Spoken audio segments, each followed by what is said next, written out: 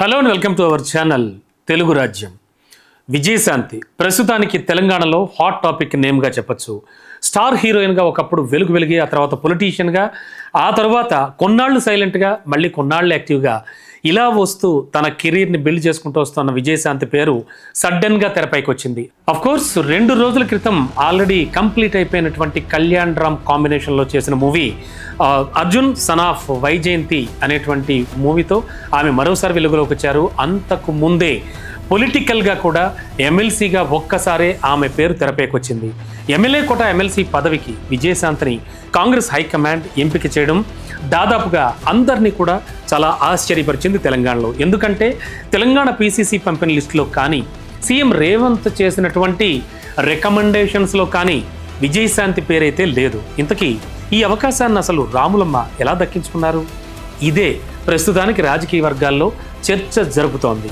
ఎవరైనా ముఖ్య నేతల సహకారంతో, అలాగే వాళ్ళ రికమెండేషన్ వల్లే విజయశాంతికి అవకాశం దక్కి ఉంటుందని తెలుస్తోంది.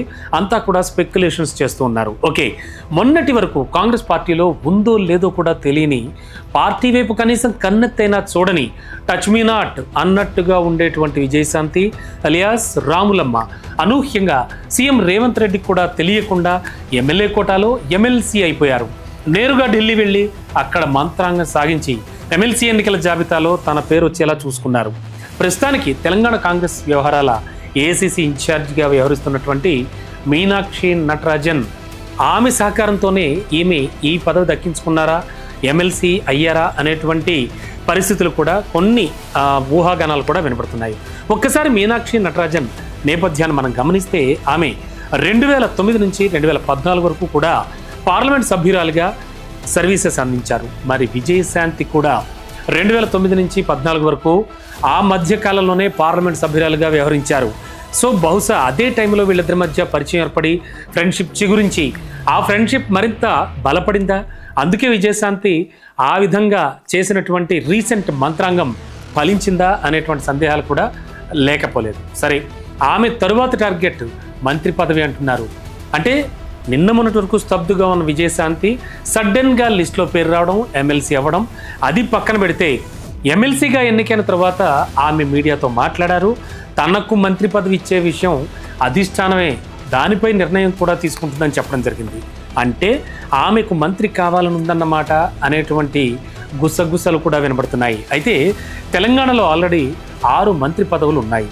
ఎమ్మెల్యేలుగా గెలిచినటువంటి సీనియర్స్, అలాగే పదవుల కోసం దాదాపుగా ఏడాదిగా, అంటే కాంగ్రెస్ ప్రభుత్వం ఏర్పడినప్పటి నుంచి హైకమాండ్పై ఎలాంటి ఒత్తిడి తీసుకురావాలో, ఎంతటి ఒత్తిడి తీసుకురావాలో అంతా తీసుకొస్తూ ఉన్నారు. కానీ అడుగు మాత్రం ముందుకు పడ్డలేదు, అధిష్టానం కరుణించట్లేదు, క్యాబినెట్ ఎక్స్పాన్షన్ జరగట్లేదు. అసలు పదవులు భర్తీ చేస్తారా లేదా అనే దానిపై కూడా స్పష్టత లేకుండా పోయింది. కానీ హైకమాండ్ ఆశీస్సులతో నేరుగా పదవి తెచ్చుకున్నటువంటి విజయశాంతి తనకు క్యాబినెట్ బెర్త్పై ఆశలు పెట్టుకున్నట్టుగానే కనిపిస్తున్నారు. అయితే మంత్రి కొండా సురేఖ ఎమ్మెల్సీలకు మంత్రి పదవులు ఇవ్వకపోవచ్చు అని కూడా అన్నారు. ఒకానొక సందర్భంలో శాసన మండలిలో చాలామంది సీనియర్లు ఉంటారని, ఒకరికి పదవిస్తే ఆటోమేటిక్గా పోటీ కూడా పెరిగిపోతుందని, అందులోనూ కాంగ్రెస్లో సీనియర్స్ చాలామంది ఉన్నారని కూడా ఆమె చెప్పుకొచ్చారు. అసలు మంత్రివర్గ విస్తరణ అనేది ఇప్పట్లో ఉండకపోవచ్చు అని కూడా అంటున్నారు. కానీ రాబోయే ఉగాదికి మళ్ళీ ఈ ఎక్స్పాన్షన్ ఉంటుందా అనేటువంటి ఊహాగానాలు కూడా వినబడుతున్నాయి. అయినా సరే కాంగ్రెస్ పార్టీలో అధిష్టానం కనుసన్నల్లో మెలిగే ముఖ్యమంత్రి అధిష్టానం ఏం చెబితే అది మాత్రం చేయాల్సిందే, అది మనందరికీ తెలుసు.